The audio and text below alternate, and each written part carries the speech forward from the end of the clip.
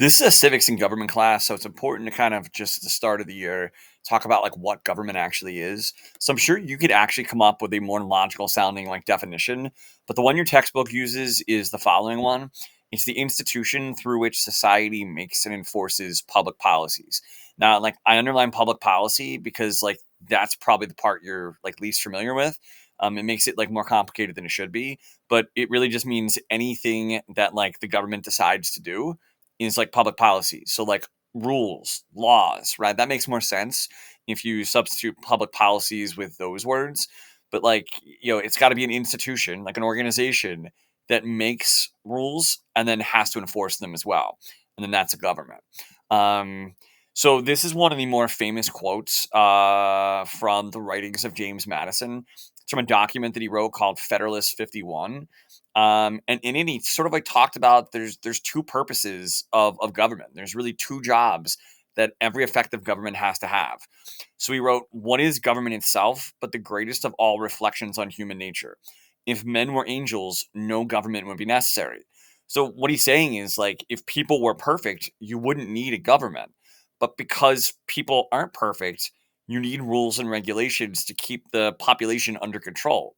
So, like, the first job of a good government is to control the citizens, right? Like rules and regulations that prevent like the citizens from doing whatever they want to do. The second part of the quote is, "If angels were to govern men, neither external nor internal controls on government would be necessary." So he's saying like, hey, those same imperfect people are also in the government. So the best government has to not only control the citizens, but also to be able to control itself too.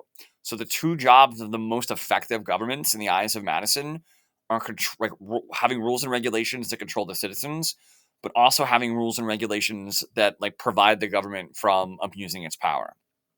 And then it really doesn't matter what type of government we're talking about. There are three basic powers or functions that are shared by every government in the world. The first is like legislative powers. So every government has to be able to make laws and enforce policies. For us, this organization on the screen, Congress, is the one that's responsible for that. But in England, that would be Parliament. But they both have legislative powers, right? They're the ones making the laws and enforcing the policies, or making the laws and policies. It's the executive branch that's responsible for enforcing the laws and policies that are made. So that's the White House, obviously, where the president lives. In our system of government, it's the executive branch's responsibility to enforce the laws.